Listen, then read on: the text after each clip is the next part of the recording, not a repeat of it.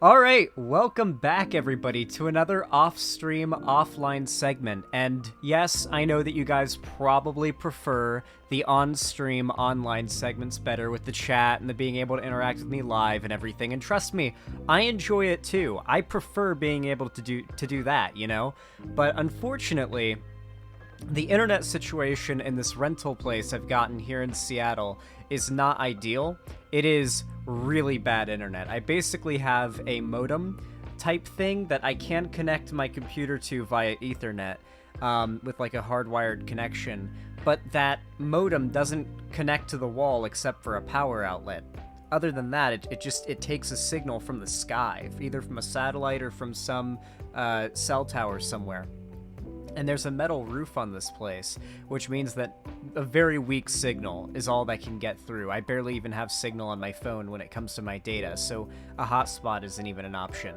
I've looked at other options as well, and it really just doesn't seem like any potential thing that I go with will get around this problem of the metal roof. I would have to, like, I don't know, and this is a vacation rental, you know? There's only so much that I can do, but I'm negotiating with the landlord, and it seems like I may be able to get, like, an actual ISP internet connection set up here, you know, something with a hardline connection, get my computer hooked up to a proper modem and Ethernet, and I should be able to stay here, hopefully, and continue streaming.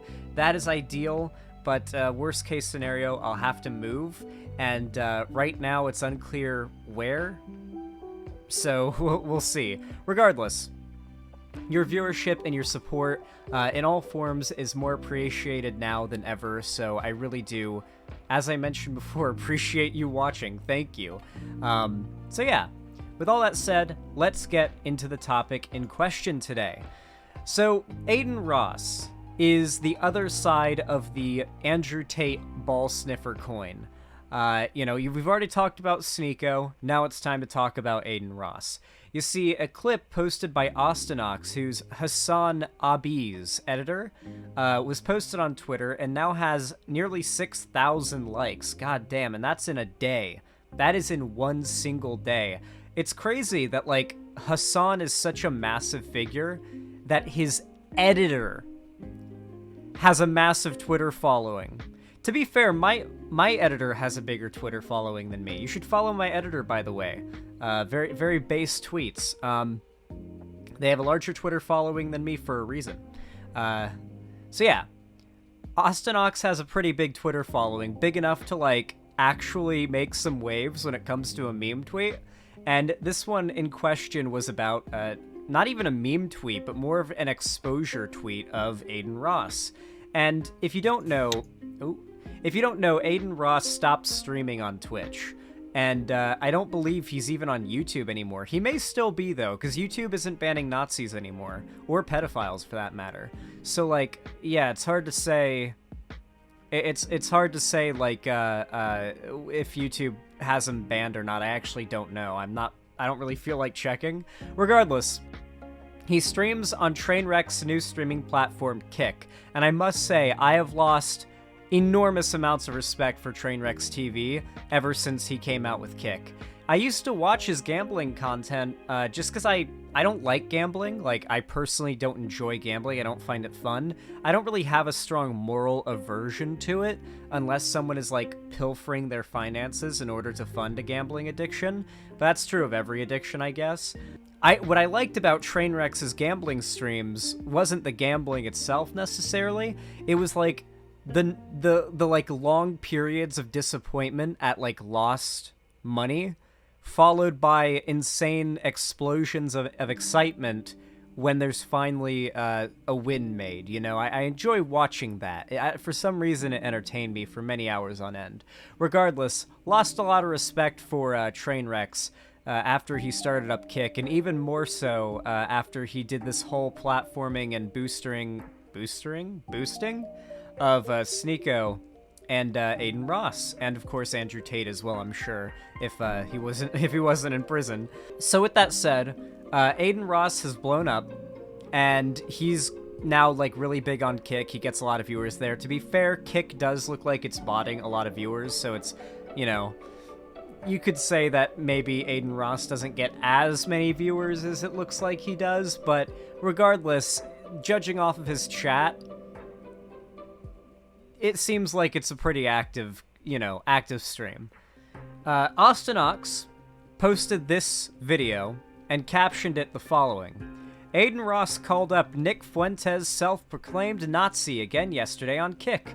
Adin asked about rising Jewish hate crimes, and Fuentes was able to give him a lesson on how most hate crimes are hoaxes, and how Kanye tweeting a swastika was to reconcile Jews and Nazis.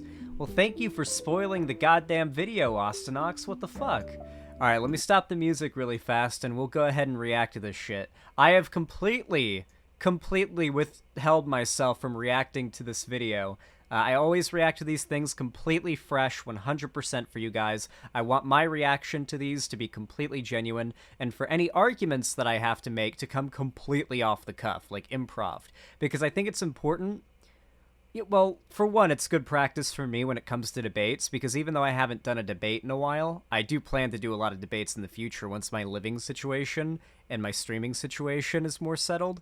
But on top of that, I think it helps you guys do the same, at least to some degree. Plus, I get to learn from you guys whenever I forget to mention something when I make an argument, and you guys comment it, and I'm like, oh, I didn't know that, or oh, I should have remembered that, and I make sure to remember it next time. So yeah.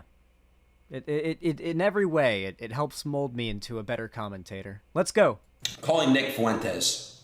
I want to actually go off on him, bro. I'm offended by Nick. I'm going to go off on Nick Fuentes, chat. Nick, what's going on? I'm live. How you doing? Hey, I'm good. How are you doing? Not so good. I read some statistic that really threw me the fuck off, if you want me to be honest with you. Yeah? I'm looking at these hate crimes by different religions, and anti-Jewish is number one with 683. Could you care to explain? Oh, yeah.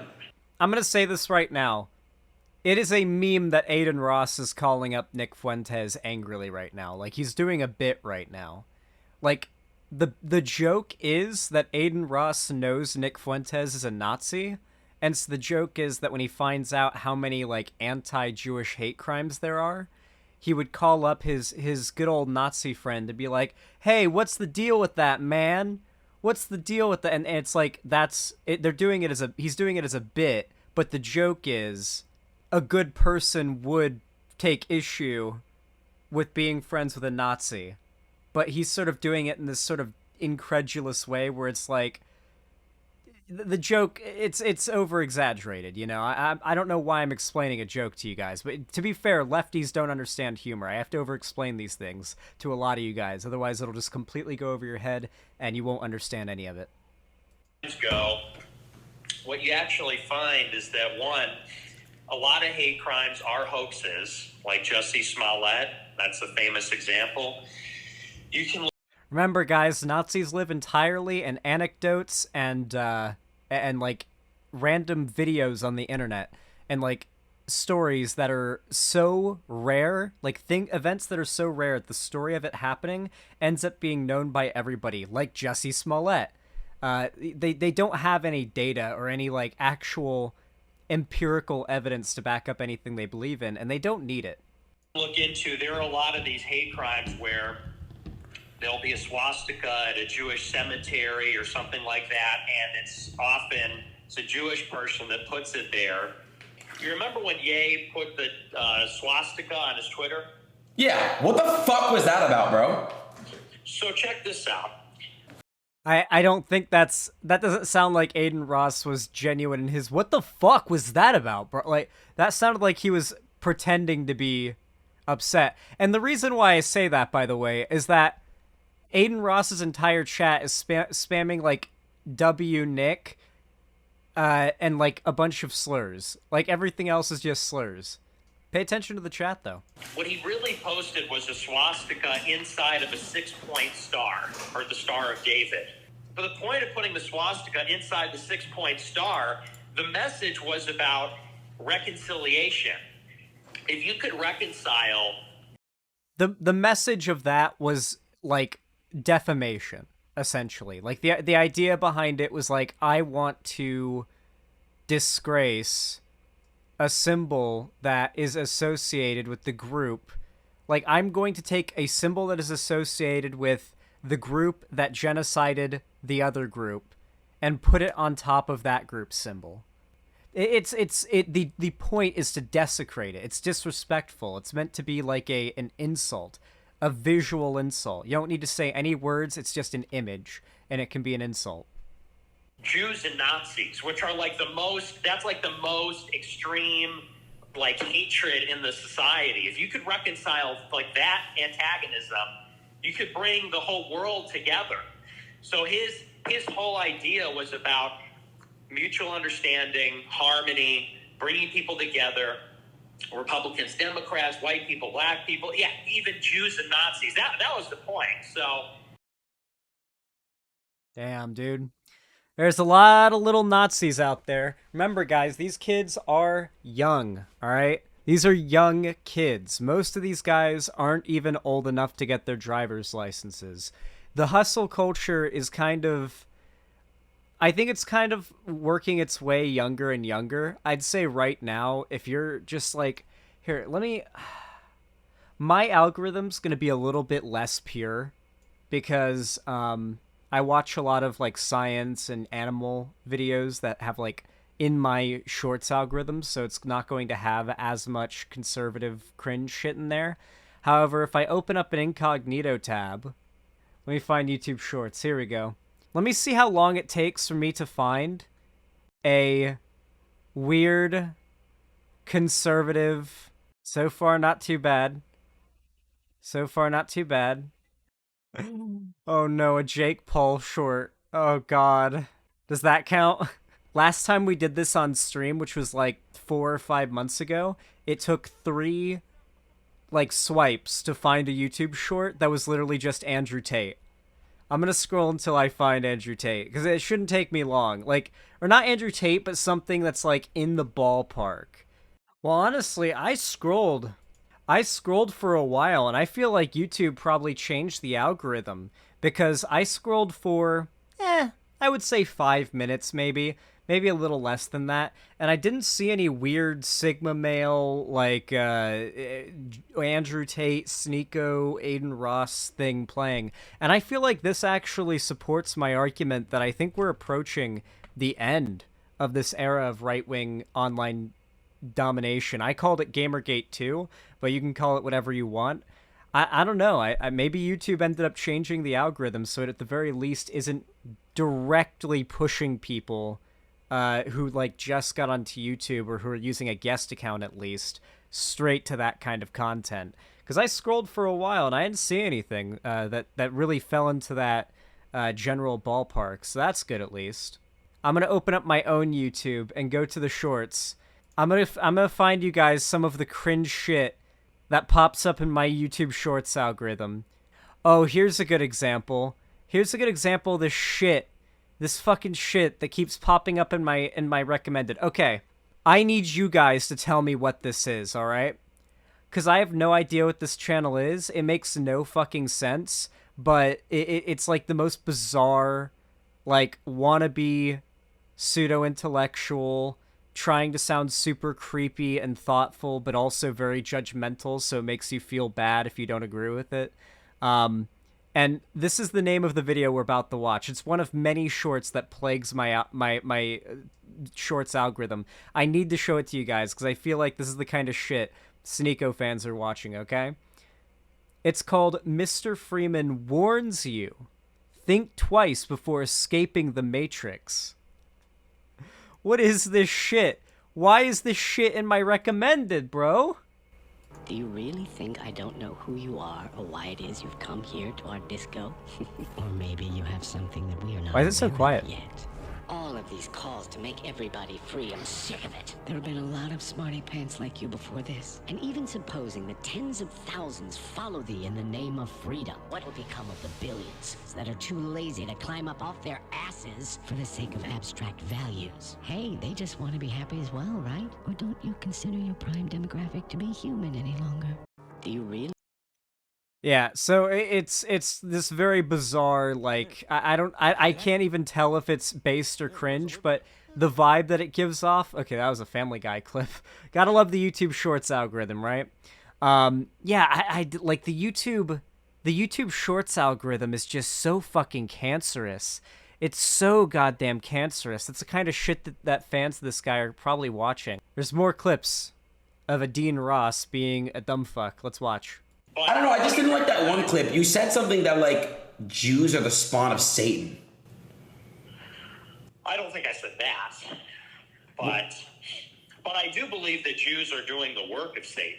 Absolutely. All right. Slow it down. Take it back a notch. Just slow it the fuck down. What do you mean Jews are doing the work of Satan? What does that even mean? Can you please, elaborate? I don't know. I just didn't. God. I really don't think Adin Ross is genuine. I don't think he's... I think he's playing dumb. I think he's playing dumb because he can sit there and grin while his chat spams W and gets radicalized by Nick Fuentes and just rake in the donos and rake in the views and rake in the watch time and the clout and the validation. I think that's really all he cares about. Jesus. What have you and Kanye been having, cooked up lately? What have you and Ye been working on? He's been writing some very interesting ideas down about utopian philosophers and some critiques of them, and he's fleshing out some of the things that he had said about Hitler and trying to, I think, articulate them in a different way. Jesus, so we've got a Kanye Hitler manifesto coming. We've got a Adolf Hitler manifesto coming. It's going to be called Mine Yeezy. So, and what kind of way, if you don't mind me asking, what kind of way is Kanye trying to rewrite the way things he said about Hitler? What is he trying to say? Well, the premise about what he said, and I don't think that he said anything that anybody would disagree with, is that Hitler was a figure who casts a long shadow over everything in the world. Like, love him, hate him. I like how there's a few people in Adin Ross's chat that are just like W community people that probably came from like one of the W community streamers who are like, what the fuck? Question mark. What the fuck? Why? Because Nick Fuentes does not keep the mask on. He just goes full mask off, which if you're like a super edgelord who just cares about pure cruelty and malice, and that's like what drives you because you think it's funny, and you haven't really developed empathy yet, then that's going to resonate with you potentially. Not always, but potentially. But if you're like a reasonable person, then chances are just hearing someone go mask off about how they love Hitler and they think the Jews do the work of the devil and demons or whatever, like, you're gonna be like, what the fuck when you hear that, especially if you know the person saying it isn't joking. Evilest guy, think, maybe he did some good things, like Ye said. You have to admit that he was an iconic figure that is still talked about today. And so Ye was trying to understand what made him iconic, what made that movement so powerful. Why is it still so present in our minds? He was really trying to basically reverse engineer it to some extent. I at the end of the day, man, I love Ye, and I want to help spread peace and love, and this hate shit is just not it, bro. And I'm all for it.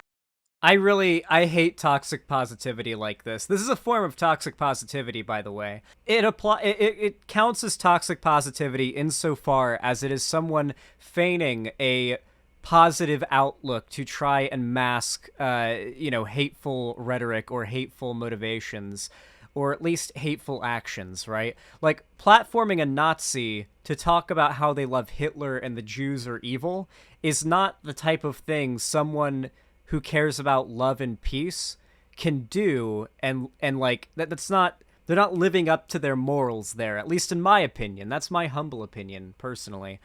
When somebody says that while literally platforming a Nazi who's talking about, like, how they think a minority group is evil, inherently speaking, they're doing it dishonestly. It's a cover. They're saying something that is so unobjectionable. Nobody disagrees with the idea of spreading love and peace except for Nazis. The thing is, Nazis are the only group of people Adin Ross doesn't need to worry about offending. So he's saying something so unobjectionable that you can't disagree with it. Caring about love and peace and spreading, like, acceptance or whatever, sure. But what he actually is doing is spreading acceptance of Nazis. spreading love and never hate. So, if you and Ye, I know you guys are still thinking about running for the 24. If you guys want me a part of the team, man. You have Nationalism TV saying peace and love. It's a meme. They're all doing it with like a massive DreamWorks grin on their face. Remember, the far right is extremely, extremely dishonest and smug about it. The reason they act this way is because one of the core tenets of their belief, or of their beliefs, is that the left is an enemy force. The left doesn't really like inherently believe, like a part of left-wing ideology doesn't say that the right is like an inherent evil, Like, how often do you see leftist theory that spends a shit ton of its time and effort focusing on the efforts of the right?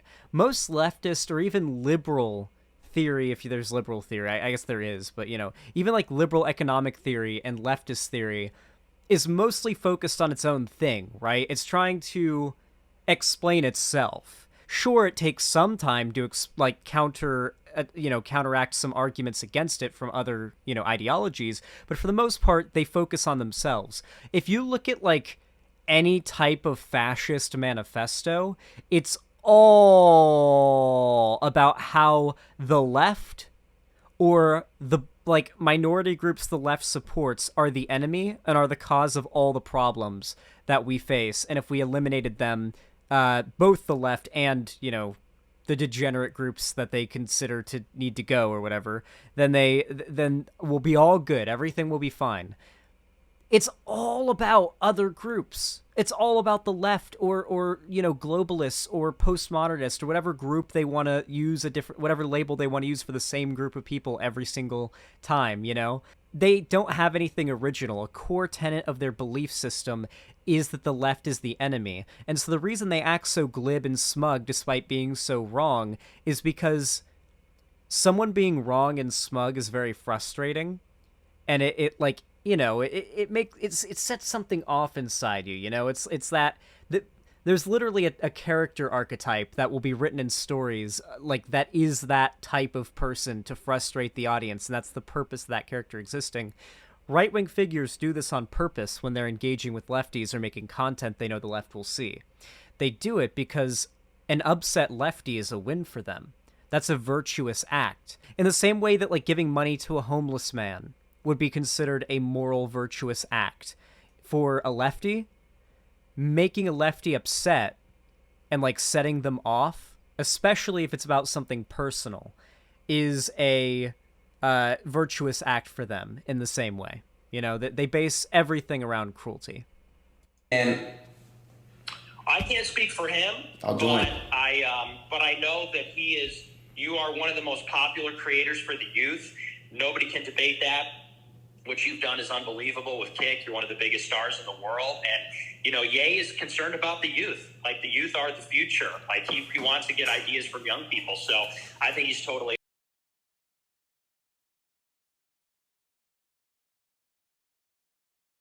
It's as I've been saying. You can literally see it. Ironically enough, he's doing the like the thing that the anti-Semitic stereotype, like what's the little thing they draw, the anti-Semitic stereotype thing they draw, the happy merchant. Isn't he doing the happy merchant like hands right now? Isn't this like an anti-Semitic stereotype? I don't know. I think that's a little funny. No, but like you can literally see how excited he is because like, yeah, Nazis want to radicalize young people. That's what I've been saying for a while. It's what a lot of the left has been saying for a while. But specifically, their way of doing it is through the culture war online. Open to that. I don't want to speak on his behalf, but I think it would be a good idea. So hopefully we can make that happen this year. I like that message. W Holocaust deniers over and over again. Yeah, so no Jews, L repeated over and over again. Yep. That's definitely a Kick chat, that's for sure. So yeah, things are looking a little crazy. So, Sneeko's career is basically crumbling like the Tower of Barad-dûr. Anyway, with all that said, I really appreciate you watching this video. As I mentioned before, I am currently unable to stream, so if you want to help support me financially, since my main source of revenue has been kind of cut off by my lack of good internet, please consider donating through the links down below. Follow my social media, subscribe, ring the bell icon, leave a like, comment down below. All of these things really help, and I really do appreciate it. Thank you so much for watching, and have a good one.